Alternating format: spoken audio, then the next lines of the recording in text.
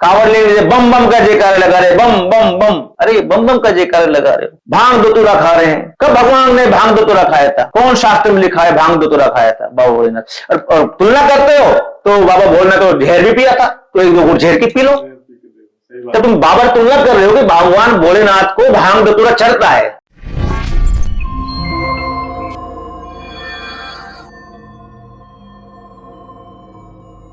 महाराज जी, सनातन धर्म में गौ माता का क्या महत्व है?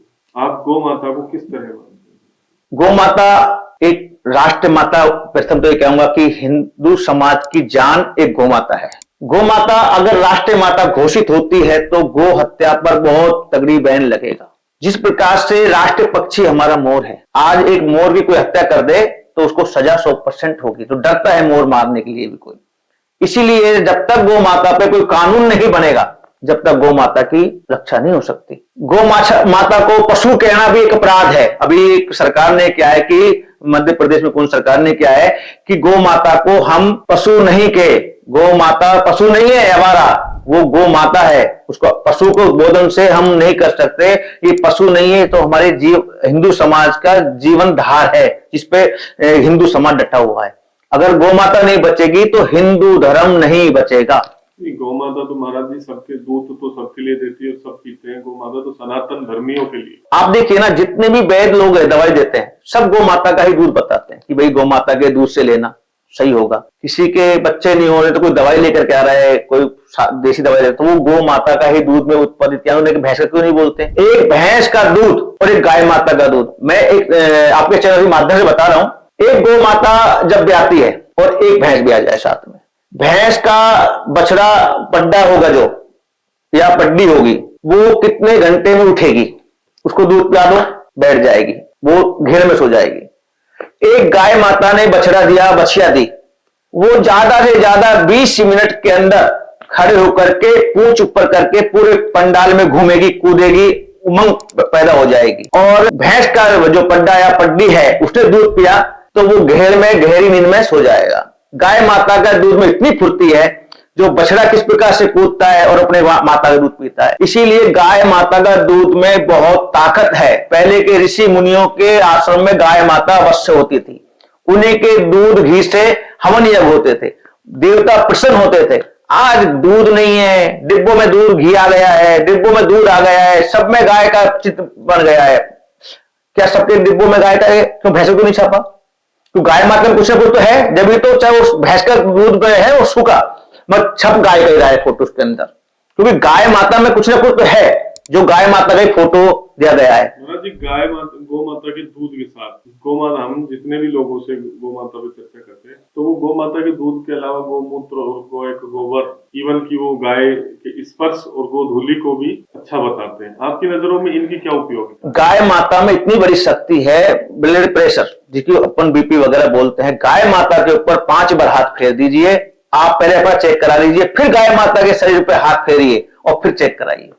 गाय माता में वो शक्ति है जो सारे शरीर को पवित्र कर देती है। गौमूत्र प्रतिदिन जो प्राणी 2 ढक्कन गौमूत्र या ताजा गौमूत्र मिल जाए पीने के लिए, और नहीं तो सूती कपड़े के अंदर 8 टना करके गाय माता का गौमूत्र लेकर के छान करके प्रतिदिन पिए, वो जीवन में कभी बीमार नहीं हो सकता। कोई फोड़ा फुंसी बीमार हो नहीं सकता उसके अंदर। ऐसी ऐसी बीमारियों को दूर करता है गौमूत्र, गाय माता का जो गौमूत्र है। आप देखिए, जब गाय माता पेशाब कर रही हो, गौमूत्र कर रही हो और सूर्य की किरण पड़ रही हो तो उसके अंदर एक आपको सोने जैसा चमक आएगा। उसमें ऐसे किरणें पैदा होती है जैसे सोना होता है।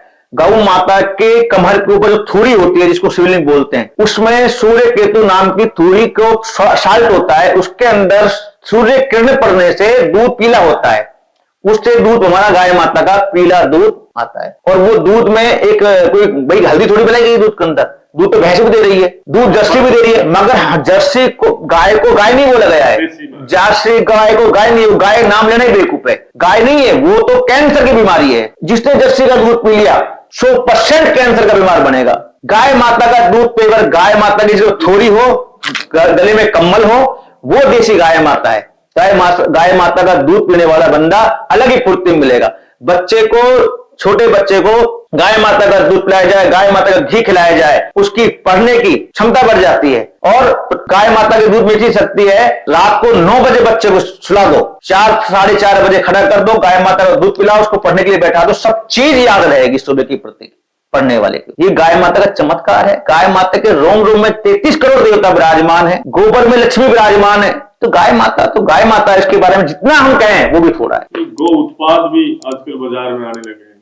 हाँ, बहुत अच्छी बात है। गो उत्पाद, हमारे गुरुदेव भगवान की जो सालरी मध्य प्रदेश में 1 साल की कथा चल रही है, हमारे गुरुदेव भगवान 1 साल के लिए गाय माता के प्रचार प्रसार में बैठे हैं। गुरुदेव भगवान हमारे गोपालानंद सरस्वती जी महाराज जो सालरिया के मध्य प्रदेश में बैठे हुए कथा कर रहे हैं, विश्व की सबसे बड़ी गौशाला बनी है। उसके अंदर सरकार चलकर गुरुदेव के पास गई और कहा कि इस गौशाला को संभालो। और वहां पर इतने प्लांट लग रहे हैं, वहां पर गोबर से क्या क्या उत्पन्न हो रहे हैं। गोबर से अगरबत्तियां बन रही है, धूप बत्ती बन रही है, तस्वीरें बन रही है, गाय माता के गोबर से माला बन रही है। एक मैं आपको माला दिखाता हूं, ये देखिए, ये माला पेवर गौ माता के गोबर से बनी हुई है।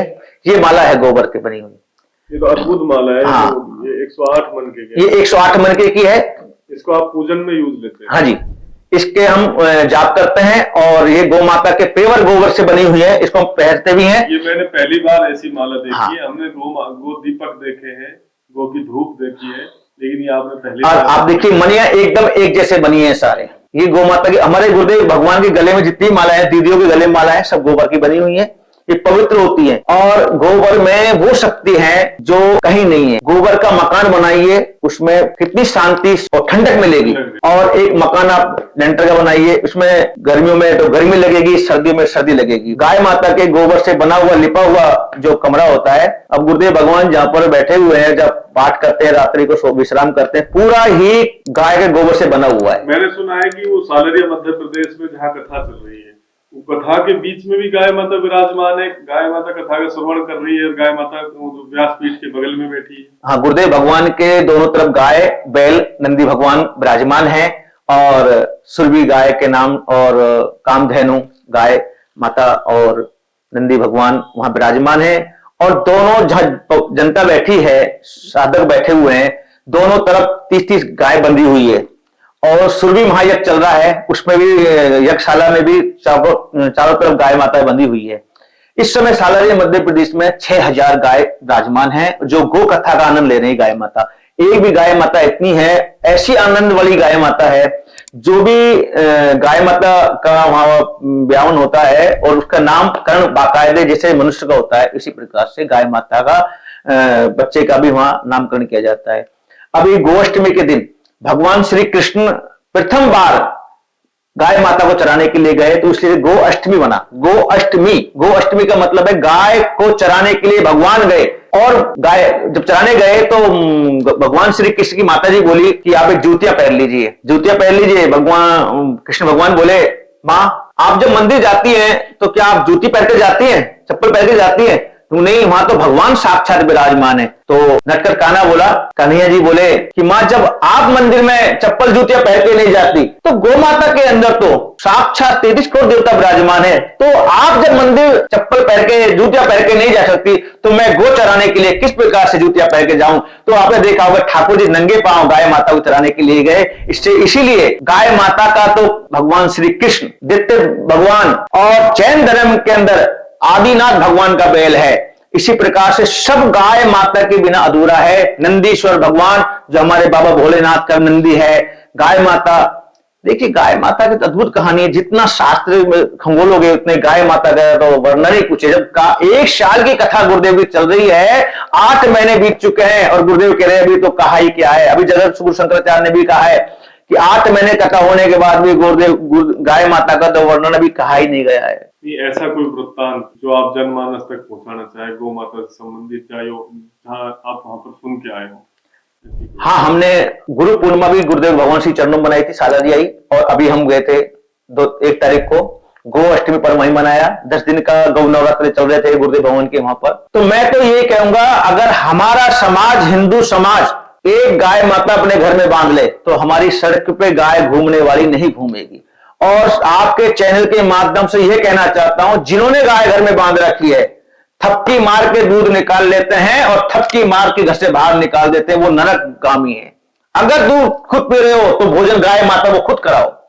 तुम दूध तो काट रहे हो और उसको बाहर निकाल देते हो, वो पन्नियां खा रही है, रोड पर कचरा खा रही है। आज हमारी गाय माता सड़क के ऊपर कचरा खा रही है, कुत्ते को तो पलंग पे बैठा रखा है, गाय माता सड़क पे डोल रही है। दुर्भाग्य हिंदू समाज का नहीं है तो क्या है। बहुत अच्छी बात बताई आपने। तो मैं तो ये कहूंगा आपके चैनल के माध्यम से जितने भी इसको सप्लाई करे और गाय माता के लिए सड़क पे आवारा गाय नहीं डोले और गाय माता को आवारा नहीं कहे। इसलिए गाय माता को उद्बोधन एक हमारा जीता जागता हिंदू समाज की जान है। गाय माता को घर के अंदर बांधे, रोड पे नहीं छोड़े। वो कचरा खा रही है, गंदी चीज खा रही है और हम राजी हो रहे हैं कि शाम को गाय माता का दूध पिएंगे। और रोड पर लोग खाकर आती है, लोग शाम को तो दूध काट लेते हैं, थोड़ा घना डाल दिया चारा, उनको भोजन जमा दिया और फिर सुबह उसको दूध निकालने के बाद घर से बाहर निकाल देते हैं। ये कहीं ना कहीं बहुत दयनीय है। गौ माता का आप दूध का तो सेवन कर रहे हैं, लेकिन दूध निकालने के बाद आप उसको बाहर भेज देते हैं चरने के लिए, लेकिन अब बोलते हैं उसको गौ माता। ये हमारे समाज में ये भ्रांति है कि हम स्वार्थी हो गए हैं। हमें कमाई तो चाहिए, हमें दूध तो चाहिए पीने के लिए, लेकिन हम सेवा नहीं करना चाहते। ये दुर्भाग्य है हमारे हिंदू समाज का। गाय माता आप 5 दिन बासा पानी पिला दीजिए, गाय माता 5 दिन बासा पानी पी करके भी जो गौमूत्र देगी वो बहुत पवित्र गौमूत्र बन जाता है। एक हम 5 दिन बासा पानी पी ले, हमारा गौमूत्र, हमारा बाथरूम, हमारी भैंस का बाथरूम हमारे कोई काम का नहीं है। गाय माता का एक बाथरूम इतना वो होता है कि जो कैंसर तक जैसी बीमारियों को दूर कर देता है। एक तुलसी का पत्ता और गौमूत्र प्रतिदिन आदि मिले तो जीवन में कभी बीमारी नहीं पड़ेगा। वो अभी जैसे आंवला का रस और एलोवेरा का रस प्रतिदिन 2-2 ढक्कन या ताजा मिल जाए खाओ उनको, और ऊपर से 1 ढक्कन गौमूत्र का पी लिया जाए तो शरीर में इतनी फुर्ती हो जाएगी, सारी बीमारियां दूर, शरीर चेहरा चमक आ जाएगा। ये तो हमारे गौमूत्र में बहुत शक्तियां हैं, बहुत ही शक्तियां हैं। और आप एक बीच में कह रहे थे बाबा भोलेनाथ की कांवड़ लेने के लिए जाते हैं। मैं कहना चाहूंगा, गुरुदेव बताते हैं भगवान भोलेनाथ से हम तुलना कर रहे हैं अपनी। कांवड़ लेने बम बम का जयकारे लगा रहे, बम बम बम, अरे बम बम का जयकारे लगा रहे हो, भांग धतूरा खा रहे हैं। कब भगवान ने भांग धतूरा खाया था? कौन शास्त्र में लिखा है भांग धतूरा खाया था बाबा भोलेनाथ? और तुलना करते हो तो बाबा भोलेनाथ तो जहर भी पिया था, तो 1-2 घूंट जहर की पी लो। तो तुम बाबा तुलना कर रहे हो कि भगवान भोलेनाथ को भांग धतूरा चढ़ता है और तुम पी रहे हो और बम बम का जयकारा लगा रहे हो। जब भगवान भोलेनाथ तुम तुलना अपनी करने लग गए कि हम भांग धतूरा पिएंगे, तो बाबा भोलेनाथ ने तो जहर भी पिया था। जब मंथन हुआ था जहर पिया, सबल मंत्र के समय विष पिया था, वो पिया था। तो 2-4 घूंट जहर की पीकर देख लो कि भाई तुम बाबा भोलेनाथ पक्के भगत हो कच्चे भगत हो, तुम्हें पता लग जाएगा। कुछ नहीं है, ये हमारे हिंदू समाज का सर्वनाश की तरफ पहुंचा रही है युवा पीढ़ियां। मैं आपके चैनल के माध्यम से ये कहना चाहता हूं, युवा अगर मेरे चैनल को, आपके चैनल को देखें तो शराब नशा ये आदि छोड़ें और शुद्धता से कांवड़ लेकर के आए बाबा भोलेनाथ, तो ही स्वीकार करेंगे भोलेनाथ। मतलब सनातन धर्म को मनोरंजन का साधन बना, बहुत ज्यादा बना दिया है। ये कहीं ना कहीं ये बहुत गलत है। और हमने भी ये मुहिम चलाई है कि गौ माता की रक्षा और सनातन धर्म की रक्षा, इसी उपलक्ष्य में हमने आपको आज बुलाया है।